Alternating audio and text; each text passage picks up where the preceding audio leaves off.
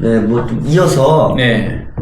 뭐 간단하게지만 이거 좀 그래도 조금 좀 약간 세부적인 거? 뭐 그래서 컴퓨팅에서 만약에 뭐 창이 되면 뭐 양자 보안에서 그렇죠. 방패가 안 되는 것이고 이제 그런 부분들은 있고요. 근데 우리 실버를 위한 다시 우리 더 돌아와서 만약에 포트폴리오를 한다 그러면 네. 한번 좀 예시적인 게 있을 수 있을까요? 만약에 실버 아까 5060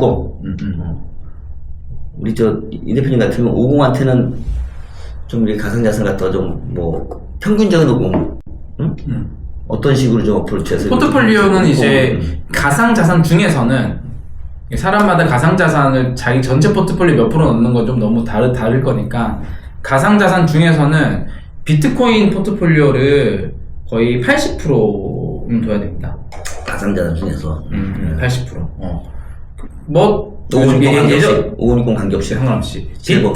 예전에 비트 이더 두 개 합쳐서 90%, 나머지 10% 정도는 새로운 암호화폐들 옆에 지인이 얘기하는 거 10% 정도는 뭐 사실은 검증하기 쉽지 않고 하면 되는데 90%는 그렇게 둬야 되고요. 그리고 제가 그 적립식 투자라고 하는 서비스를 운영하잖아요.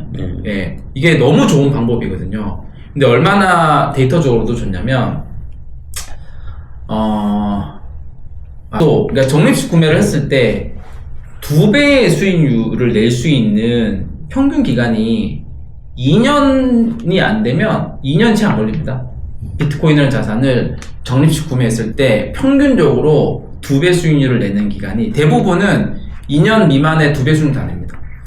그러니까 이제 워낙 지금 변화가 빠르기 때문에 그러니까 사실 이제 우리 5060 정도면 그리고 또 이런 데 투자하시는 분들은 관심 있는 분들은 다 아세요. 그러니까 증권사에서 뭐 추천도 하고 많이 하다가 예, 저도 이제 뭐 리서치도 하고 그랬지만 애널리스트가 사실은 뭐 써봐야 본인이 막 쫓아가서 뭐 기업 탐방하고 뭐 한다면 쓰면 이미 뭐 그때 벌써 또 딴 기업은 딴 데로 가 있고 주가는 뭐 가 있고 그러니까 사실은 이제 뒷북 많이 치잖아요. 아니 뭐 뒷북 친다기보다는 구조적으로 사실은 이제 구조적으로 그 정보 비대칭을 해소하는 과정에서 상당히 시기적으로 사실 늦고 특히 옛날 구조는 지금처럼 온라인 디지털이 이렇게 발달된 상태에서는 사실은 상당히 이제 좀 어려워요. 좀 분석하고 이렇게 한다는 것 자체가. 근데 이제 어쨌든 간에 이제 그런 차원에서 보게 되면 사실은 이제 좀 선제적으로 뭐 이렇게 좀 여러 가지 생각할 필요도 좀 있고 뭐 그런데 지금 그 당시에도 이제 그런 분들이 잘 커버가 안 되니까 이제 고민하다가 나온 게 웹 상품이거든. 증권사에서 사실은 웹 상품에서 논리적으로 많은 사람들이 타당하다고 했어요. 왜 타당하지 뭐 중요한 거는 야 이게 계속 갈 수 있는 거냐 그러니까 아까 새로운 거는 오히려 더 웹이요. 맞아 새로운 거는 그러니까 근데 그 새로운 거 갖다 웹처럼 투자할 때 중요한 거는 이 시장이 계속 커질 수 있는 거에 대한 나름대로 생각을 정리를 해야 돼요. 그럼요. 확신은 가질 수 없지. 누가 가져야 신이 아닌데. 근데 단지 그런 생각을 자기가 정리를 하고 이거는 상당한 수준 정도로 오래 가겠다라는 판단이 들면 랩으로 하는 게 맞지. 왜냐면 그렇지 않으면 정말 산과 골짜기 갖다 넘나 다람쥐가 채폭이 좀 타야 되잖아. 높을 때 파고 쌀 때 사고. 못합니다. 그거는 불가능. 이제 뭐 주식 해보신 분들은 다 아세요. 근데 주식보다 더 이게 변동성이 심한데 어떻게 가능하겠어요? 불가능. 그러면 이제 판단해가지고 이게 좀 상당 기간 오래 갈 수 있는 그런 시장이다라고 판단이 되면 5년 뒤, 10년 뒤 이 자산이 지금보다 어느 정도 갈 수 있다는 확신이만 들면 그냥 가는 거죠. 그렇게 하는 게 맞다라고 생각이 되고요. 요새 그 팔란티어라고 하는 주식이 그렇게 인기 좋습니다. 뭐예요? 듣긴 많이 들었는데. 네, 그게 이제 AI 그리고 방산. 근데 이제 이게 저번에 뭐 어디 가서 사람 누구 하나 뭐 쐈어 저기 있잖아. 요즘 워낙 글로벌 전쟁도 많이 일어나고 보편화되니까 방산 되게 중요하고 AI 두 가지가 이제 묶여있는 주식인데 이 주식이 뭐 2년 3년 전에도 이 주식 좋다고 한 친구들이 있었지만 그때 전망이 맞았는데 이게 그때부터 보통 이렇게 하락폭이 꽤 많이 갔다가 반등했거든요. 그러니까 아무리 좋은 이게 자산도 이게 갔다 갑니다. 이게 바로 올라가지 않으니까. 비트코인 지금 좋다고 하잖아요. 다시 여기서부터 50% 빠졌다 다시 올라갈 수도 있습니다. 우리 시청자분들 여기 있어요. 정확히 하셔야 되는데 이게 많은 분들이 가격이 폭락했다 폭등하면 이게 무슨 뭐 폭락한 공포감으로 생각하시는데 저는 그렇게 생각 안 해요. 산수야 산수. 정확한 산수야. 그러니까 놀래가지고 막 매도하는 게 아니고 사람들이 그렇게 어리석지 않거든요. 이를테면 급등했으면 평균적으로 내가 갖고 있는 시간의 가치 대비 엄청나게 표기를 많이 먹었잖아. 그러니까 당연히 많은 사람들이 팔고. 맞아요. 중요한 거는 단위 시간 대비 내가 먹은 게 많으면 파는 거야. 왜? 팔고 또 다시 살 수 있는데. 그러니까 시간이란 개념을 항상 변수에 둬야 된다. 그러니까 단위 시간이 많이 오르면 엄청난 수익률이잖아요. 응? 근데 연율로 환산하거나 뭐 이렇게 하면. 네네. 그럼 당연히 팔고 따고 산단 말이죠. 그죠? 그것만 계속 갖고 가지 않는다는 거지. 그 관점이 되게 중요한 그러니까 거죠. 사실은 무조건 빠진다고 봐야 돼. 그러니까 단기적으로 많이 오르면 짧은 시간이 많이 오르면 아니 계속 길게 봤을 때 올라갈 텐데 왜 파냐? 막 그렇게 생각할 수 있지만 모든 사람이 그런 건 아니지만 상당수의 사람들이 내가 지금 일정 기간 동안 이 정도의 수익을 갖다 50% 100%를 갖다 벌렸으면 무조건 팔고 싼 건 얼마인지 있으니까 산다. 그리고 경험적으로 이미 다 돼 있기 때문에 얼마인지 또 폭락한 거 갖다 사가지고 할 수 있다는 생각을 하죠. 그래서 반드시 플럭추에이션이 있기 마련인 거고 굉장히 격언이 틀린 말이 없어요. 산이 높으면 골도 깊다. 그 시간의 함수를 넣어가지고 이제 모델링을 해서 투자 펀드 상품 만들면 되게 재밌기도 하겠네. 근데 그 생각 시간의 변수를 넣으면. 내가 이제 콘트들 많이 보는데 시간 변수는 내가 넣어봤다는 게 못 들어봤어. 근데 넣어야 될 것 같네요. 그러니까 딱 사람 직관적으로 있는데 이거를 모델링까지 하지는 못했던 것 같은데 근데 보면 되게 중요한 저 같긴 하네요. 비트코인이 왜 이렇게 많이 변동성이 크냐? 사이클이 짧잖아요. 짧은 시간 많이 오르니까 짧은 시간 많이 떨어지냐. 그 같은 개념이거든요. 시간 변수 넣고서 하는 거. 근데 자산마다 가중치는 다를 수 있긴 하겠지만, 시간 변수라고 넣어보면 재밌는 연락들이 많이 있을 것 같아요. 특히, 앞으로는 다 그럴 건데, 이 가상자산뿐만이 아니라 이제 뭐 주식도 점점 좀 24시간 연락을 그러잖아요. 지금 가상자산이 그걸 다 보여줬잖아요, 지금. 24시간 365일 돌아가니까 당연히 잠잘 때 주춤 움직이고 막 그러니까 변동성이 클 수밖에 없죠.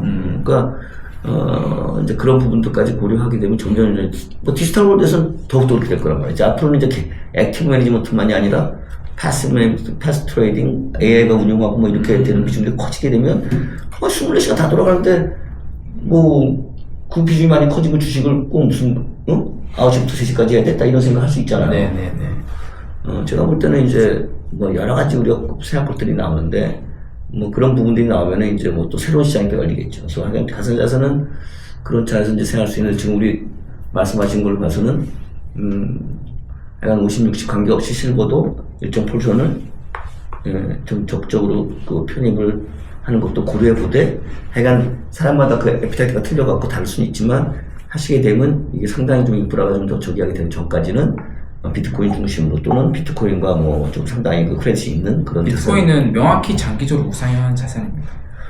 네, 그리고 이제 뭐 저도 뭐 어디서 뭐 제가 얘기를 한 건 아닌데 그냥 뭐 거기서 이렇게 써가지고 뭐 마치 제가 막 그렇게 얘기한 것처럼 돼서 비트코인 막 올라까지 간다 뭐 이렇게 돼버렸던데. 근데 이제 50만 불 간다고 하셨더라고요. 제가 얘기한 건 아니에요.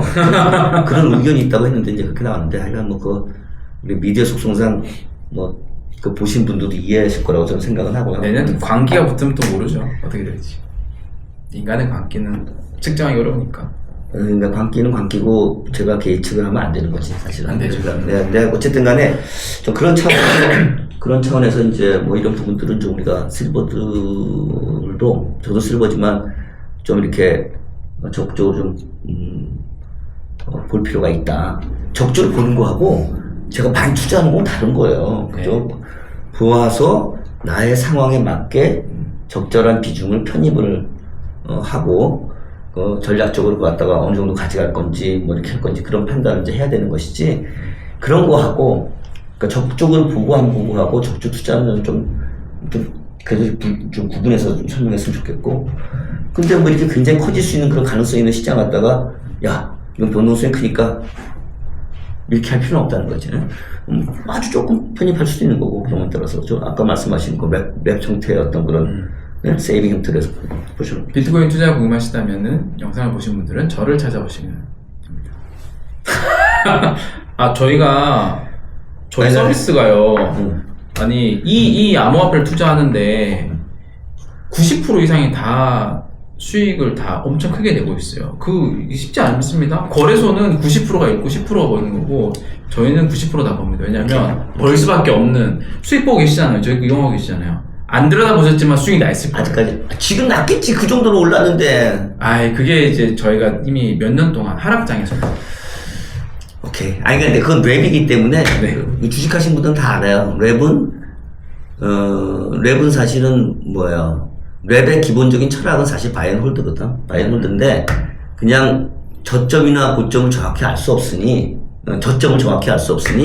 분할해서 조금씩 그냥, 자동적으로 하자. 감정 갖다 흔들지 않게. 근데 그건 사실 합리적인 방법 중에 하나고요. 근데 이게 뭐 추세적으로 꺾이는 거다. 그러면 안 맞을 수 있는 거예요. 그러니까 이제 그런 판단이 먼저 전제가 돼야 되는 거고, 뭐, 이 대표님은 아주 훌륭한 사이트라고 생각하고 있습니다. 뭐, 투자하시는 분들은 다 이미 뭐 많이 고민도 많이 하시고 아실 수 있지만, 그러니까 우리 보통 주식 얘기할 때, 그 다음에 우리 가상자산 이렇게 투자할 때, 뭐, 아까 뭐 제가 주기, 무슨 펀더멘털도 있고, 그 다음에 뭐 차트도 얘기했는데, 사실 보통 우리 기업 같은 경우는 이제 애널리스트가 있잖아요. 그래서 얼마나 맞고 안 맞고 별개해서 탐방을 하고 기업을 조사하고 그래서 얼마큼 내는데 벌 수 있을 가능성을 얘기를 해가지고 우리가 네. 옵티멀한 프라이스, 주가 프라이스가 적정할 것 같아서 산정을 하고 이렇게 하잖아요. 네. 근데 이제 이 가상자산은 이제 비트코인 포함해서 이런 쪽은 그런 거고 이제 다르다. 사실 미국에서 이제 한참 싸움하고 막 그런 것도 SEC에서 막 저기 또 증권성 갖고 뭐 합의 테스트 하면서 이렇게 했잖아요. 합의 테스트 하면서 이 증권성에는 결국 이제 펀더멘탈이 있느냐 뭐 이런 건데. 가상자산은 사실 보통 일반적으로 펀더멘탈, 주식에서 얘기하는 펀더멘탈은 아니다, 없다, 뭐 이런 식으로 얘기하잖아요. 그런 쪽에 잠깐 얘기해 주시면 저도 맞아요. 이게 이제 우리 일반 주식이랑 이제 암호화폐에서 가장 큰 차이점 중 하나는 대부분 현재 암호화폐는 우리가 보통 거래할 수 있는 증권이 아니라는 점이죠. 그러니까 보통 증권이라고 하면은 이제 대표적으로 회사의 주식이면은 이제 회사의 가치만큼 주식 가치가 올라가는데 암호화폐는 그 회사의 지분 가치 일부를 갖는 게 사실 아니거든요. 그렇다 보니까 그 암호화폐 같은 경우는 뭐를 좀 더 중점으로 봐야 되냐면 그 회사 같은 경우는 이 회사가 매출을 잘 일으키냐 수익을 많이 얻냐 이렇게 분석을 해서 매출을 많이 내면 투자를 또 할 수도 있고, 근데 암호화폐 같은 경우는 암호화폐 자체에서 매출이 나오는 그런 구조가 아니기 때문에 오히려 조금 더 중점으로 해서 봐야 되는 거는 이 암호화폐를 사용하는 커뮤니티의 크기가 얼마나 크냐. 예를 들어서 뭐 미국 달러를 사용하는 사람이 한국 원화를 사용하는 사람보다 훨씬 많으니까 글로벌에 미국 달러의 가치가 훨씬 더 높은 거와 비슷한 의미이기도 한데요. 암호화폐도 기술 엄청 좋은데 이 코인 알고 있는 사람이 없고 쓰는 사람이 없어. 그럼 얘는 가치를 가질 수가 별로 없는 거죠. 이게 있고요. 또 하나는 그렇다 보니까 이 투자를 할 때는 이 암호화폐 수요 공급, 예를 들어서 진짜 또 많은 사람들이 쓰게끔 이렇게 마케팅을 잘했는데 알고 봤더니 이 회사가 암호화폐를 엄청나게 또 새로운 암호화폐를 공급하고 있어. 시장에 물량을 푸는 거죠. 그러면 이 계단 가치도 떨어지니까 오히려 이런 암호화폐 수급이나 수요 공급하는 이 로직들이 있거든요. 그런 것들을 중점으로 좀 바라보면 좋을 것 같아요. 그래서 이제 주식을 생각하고 자꾸 암호화폐를 이렇게 평가하고 보려다 보면 잘 핀트가 안 맞는 게 있어요. 이유가 결국은 이거는 이제 증권이 아니기 때문에 대부분은 그렇다. 이렇게 좀 이해해 주실 것 같아요. 우리 시청자분들도 뭐 그런 또 의견을 갖고 계시고 다 그럴 수 있는데 아직까지 좀 정리가 덜 된 측면들이 있죠. 그러니까 저도 개인적으로는 동의 많이 하고요. 그러니까 이제 근데 이제 미국에서 지금은 이제 트럼프 차기 대통령 들어오면서 이제 뭐 그런 분들이 많이 하고 뭐 SEC의 이제 전수장이니까 이제 뭐 여기 할 생각은 다 증권이다 뭐 이렇게까지 얘기했잖아요. 근데 사실 이제 어쨌든 간에 그건 과하게 얘기를 했지만 그런 논쟁이 있는 것 자체가 그레이존이 있다는 얘기지. 그러니까 그레이존이 없다면 아니야 뭐 아무리 뭐 정치적으로 정무적으로 싸운다 해도 논리적으로 그건 아닌데 막 이거야 저거야 이렇게 안 되는 거거든요. 약간의 그레이존이 있다는 얘기인데 뭐 이제 그런 얘기를 어떻게 이해할 수 있을까 저도 이제 고민해봤는데 이렇게 이해하시면 어떨까요? 그러니까 사실은 SEC는 증권 뭐 이쪽은 다른 곳이고 그리고 또 시카고 쪽은 뭐예요?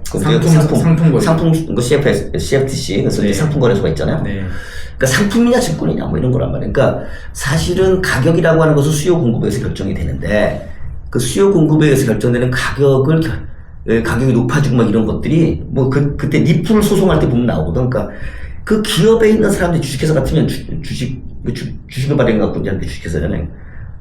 그 회사 임직원이 졸라 노력을 해갖고 막 이렇게 만들어내면은 가치가 막 올라가, 막 올라가고. 그런 거라면 이거는 증권성이 있다는 거지. 근데 이제, 그런 게 아닌 거면, 예? 이건 증권이라기보다 상품이다. 근데 거기에 그래준이 있어요. 어떤 있어요? 뭐, 네. 다들 뭐, 근데 이제 주가 메이저가 뭐냐?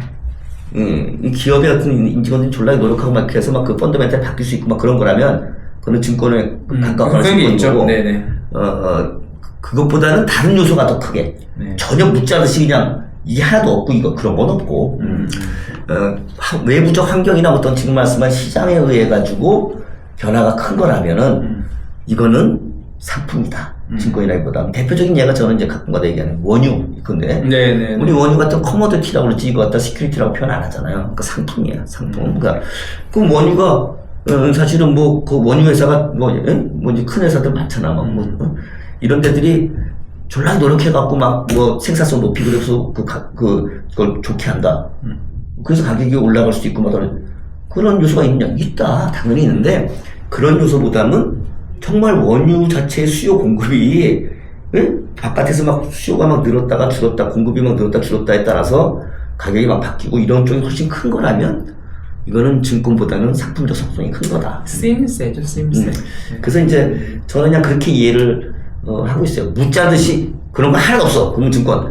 그래서 전부 그냥 이런 것만 있어. 그러면 증권 아니고 상품. 그런 건 없다. 근데 이제 메이저가 주가 어디냐. 그래서 그런 차원으로 이제 가상자산 이런 걸 좀 바라봐 주셨는 게 맞지 않나 이런 생각을 하고 있고요. 네. 그리고 특히 지금은 막 인프라 갖춰가는 과정이기 때문에 더욱더 그런 요소가 크다. 네네네. 이제 그런 각도에서 이제 한번 보는 걸로 혹시 혼동이 있으시면은 이해해 주시면 어떨까. 뭐 저나 우리 이 대표님 말씀하신 게 절대적으로 맞다 그런 건 아니고요. 이제 그런 의견을 갖고 한번 좀 더 이해하시기가 낫지 않을까 이런 생각을 하고 있고 좀 편하게 좀 이런 가상 비트코인가나 비트코인 쏘는 거 다른 여러 가지 어떻게 사고 파는데 좀 그래 내가 조금 좀 투자하고 싶어. 근데 좀 어떻게 하지 좀 불안하다 하고 뭐 제도적 시스템이 아닌 것 같기도 하고 그래가지고 맞아요. 뭐 좀 몇 가지 뭐 우리 보통 뭐 두 가지 뭐 얘기하잖아요. 어떤 식으로 좀 하는 게 예를 들어서 리스크 없이 좀 이렇게 안정적으로 오늘 얘기 들었는데 비트코인 좀 사봐야겠네 이럴 수 있잖아요. 근데 이제 한국이 그래도 이제 암호화폐 거래소라는 곳이 국가의 이제 나름의 라이센스를 받아서 운영하는 곳이다 보니 상대적으로 안전하게 합니다. 한 5년 전만 하더라도 한국의 암호화폐 거래소가 한 300여 개가 됐고요. 근데 그게 이제 우리 뭐 여러 가지 법과 제도가 좀 생기면서 그 라이센스를 받은 곳만 암호화폐 거래소를 운영을 하는데 또 그 중에서도 원화로 우리 이제 원화를 보통 갖고 있잖아요. 원화로 비트코인 암호화폐를 살 수 있는 거래소는 딱 5곳이 있어요. 업비트, 빗썸, 코인원, 코빗, 고팍스랑 5개 거래소가 있고 이 중에서 사실 업비트, 빗썸이 거의 한 95% 정도 점유율을 차지할 정도로 가장 빅 거래소입니다. 그래서 뭐 가장 안전하게 거래를 하려면 요 5개 거래소 중에서 뭐 가장 점유율이 높은 2개 정도 거래소나 코인원까지 해서 이용을 하시면 될 것 같아요. 그리고 이게 해외 거래소들 아마 코인 조금 하셨던 분들은 2022년도에 뭐 FTX라고 하는 글로벌 한 3위 거래소가 파산해가지고 뭐 손실 봤다, 주변에 봤던 사람이 있다, 거래소 되게 불안하다 항상 많이 있으실 텐데 지금 이제 한국 거래소 말고 한국 밖에 있는 거래소들을 보통 우리 역외 거래소라고 그러거든요. 그러니까 이상한 섬나라 같은데 이렇게 막 아일랜드 무슨 버진 아일랜드 같은데 법인 두고 이런 것들은 항상 이용은 할 수 있어요. 이용은 할 수 있는데 만약에 거기서 문제가 생기더라도 전혀 구제받기 힘들고 또 그런 것들은 이제 그런 거래소들이 잘 관리가 좀 덜 되는 면도 있어요. 거래량은 크지만 그래서 그런 곳을 지금 먼저 이용하기에는 되게 리스크가 크고 그냥 국내 아까 얘기 들었던 우리 한국 정부에서 한국의 법과 규제에 따라서 관리되는 그 정도 거래소에서 구매하고 또 그 거래소에 또 보관을 하고 하는 것들은 상대적으로 굉장히 안정되긴 합니다. 상대적으로. 그게 직접 이제 거래소 가서 자기가 본인이 투자하고 매매하고 이렇게 할 수도 있고 거래소에서 맞아요, 네. 또 이렇게 뭐 비클을 뭐 그런 걸 운영해 주는 데 통해서 이렇게 하시기도 하잖아요. 뭐. 운영해 주는 네, 그죠. 대표님 회사도 그런데 아니? 저희 그러니까 한국이 아직은 여기 초기 시장이라서 외부에 맡겨서 운영하는 곳들은 좀 적고요. 저희 회사 같은 경우도 이미 거래소에 본인 계정은 있고 거기에서 저희가 이제 대신 자동 투자를 해주는 솔루션이지 저희 뭐 우리 주식시장처럼 뭐 맡겨서 하는 거 운용사처럼 저희 돈을 직접 받아서 그렇게는 아직은 장국에서는 아직 못하는 구조. 하지도 못하기도 하고 또 그렇죠. 그럼 좀 불안한 리스크 있겠죠. 회사가 문제가 생기면 where is my money 있다. 맞아요. 그래서 규제가 조금 덜 형성됐을 때 직접 회사 받아서 운영하는 비즈니스를 하는 곳들이 좀 있었어요. 우리 예치 사업자들. 그래서 요즘에 기사 찾아보면 뭐 하루나 몇몇 기업들이 그렇게 하다가 파산을 내서 손실 많이 본 게 있거든요. 근데 이제 지금은 우리나라도 있었죠, 그죠? 뭐 일본에서도 델리오나 크게 안 하루이베스트 했었고, 뭐 그런 거니까. 네네.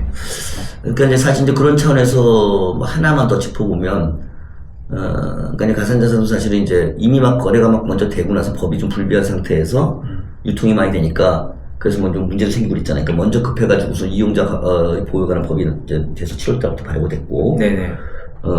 그렇지만 이제 이게 좀 더 육성이 되려면 뭐 또 트럼프도 막 저런 식으로 얘기하고 이렇게 가니까 우리가 좀 이제 이걸 좀 제대로 시장에서 투자자도 보호하면서 산업도 육성하는 그래서 뭐 그러니까 기존의 이용자 보호에 관한 법률이 일단 우리 가산자산 1.0이라고 그러면 이제 뭐 1.5, 2.0 이런 게 필요하다 이런 얘기 많이 하고 맞아요. 뭐 저도 이제 국회 가서 사회도 그렇게 했는데 그러니까 그런 부분들을 이렇게 만들어 가는 과정에서 지금 1차적으로 1.5 단계 될지 뭐 저번에 이제 그 이용자 보호에 관한 법률이 나왔을 때 그 부대조로 그러니까 결국 다음에 게 필요했던 건데 급해서 못한 것들 이를테면 뭐 시장에 상장은 됐는데 그 상장될 때 뭐 조건 같은 거 그다음에 또 그다음에 그렇게 됐으면 공시를 제대로 해야 되잖아요. 필요한 것들 상장된 다음에는 투자를 보호하려면은 자기네 어떤 게 변화가 생기면 공시해야 되잖아요. 그죠? 네네네. 그 주식하고 똑같아 주식 증권인 것이 그래서 그런 걸 해야 된다라든지 그러면 예컨대 또 뭐 그렇게 하더라도 야 성장하려면 평가를 해야 될 거 아니야 얼마나 하려면 뭐 본인들이 이렇게 생각하지만 또 그래서 그런 평가의 문제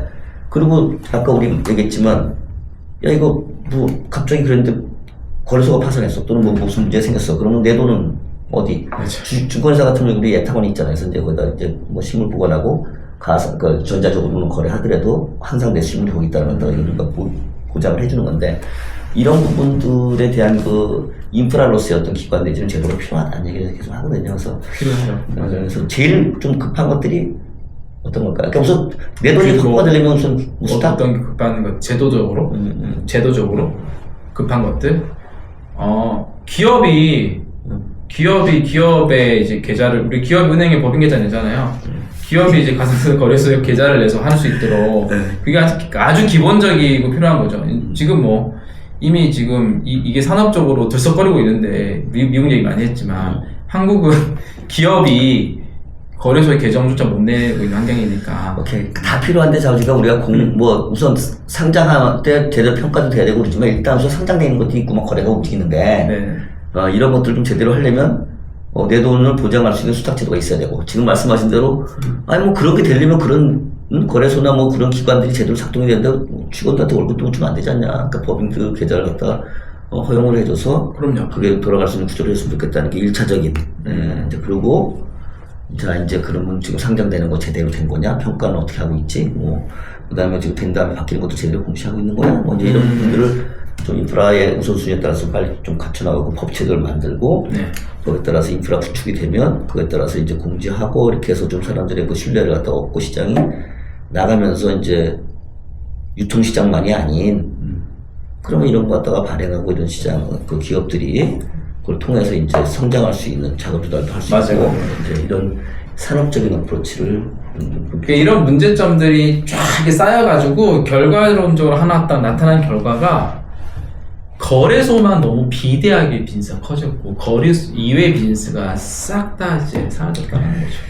우리나라. 그러니까 아시잖아요. 처음 만들 때 이제 그걸 의도했다면 너무 의도한 대로 잘 된 거고. 법무장관께서 한마디 했다가 이제 또 그때 난리가 나가지고 뭐 그다음부터는 뭐 사실 전에도 그랬을 것 같아. 겁나가지고 뭐 내가 만들 게 이게 안 되니까 예, 시장은 존재하면서 그 법과 제도가 불비한 상태로 가다 보니까 이제 이렇게 프라이머리 마켓, 발행시장 없이 유통시장만 세컨더리 마켓만 비대해져가지고 산업적으로 국가적으로는 손실이 큰 거죠. 왜냐하면 저는 그냥 세컨더리 마켓은 뭐 운용시장은 밸류에이션 아비트러지라고 생각하는 사람이에요.